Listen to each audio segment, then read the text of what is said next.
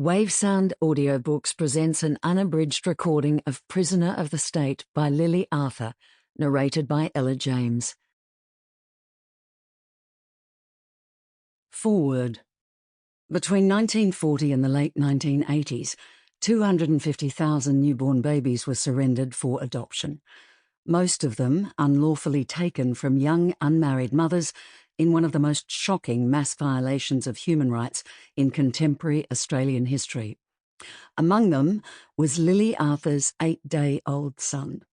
Incredibly, despite a 40-year career covering some of Australia's most horrific crimes, it was an atrocity I knew nothing about until I met her at a local writers' group on Queensland's Gold Coast in 2021. It was my first meeting, and our session began with a quick trip around the table where everyone gave a summary about their latest work in progress. I remember the stunned silence that fell upon the room as this unassuming retiree told the group about her memoir, a manuscript she had started writing more than 30 years earlier on a clunky old manual typewriter. It was clear from her brief synopsis that this was no ordinary memoir.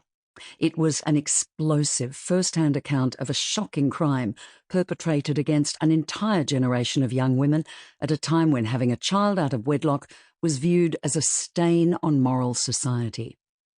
Lily's nightmare began in February 1967, when she was arrested and charged with being in moral danger. Her crime: she was pregnant and unmarried. In an age when the Infant Life Protection Act of 1905 mandated that every illegitimate birth in Australia had to be reported, even at 6 weeks pregnant, her unborn baby was on the radar of the local authorities. After a night in the cells at South Brisbane Watch House, Lily, 16, was taken before the Children's Court and made a ward of the state. She was ordered to be indefinitely detained at the Holy Cross retreat for wayward girls on Brisbane's north side, where she was put to work in their notorious Magdalene Laundry. When she finally gave birth, her newborn son was taken away before she could see him, and she was forced to give him up for adoption.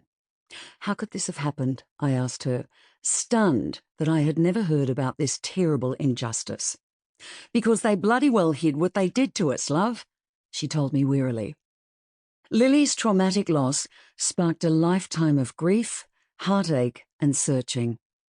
In the early 2000s, she ran in the federal elections against the now Minister for Climate Change, Chris Bowen, and campaigned tirelessly for a federal parliamentary inquiry. Sample complete. Ready to continue?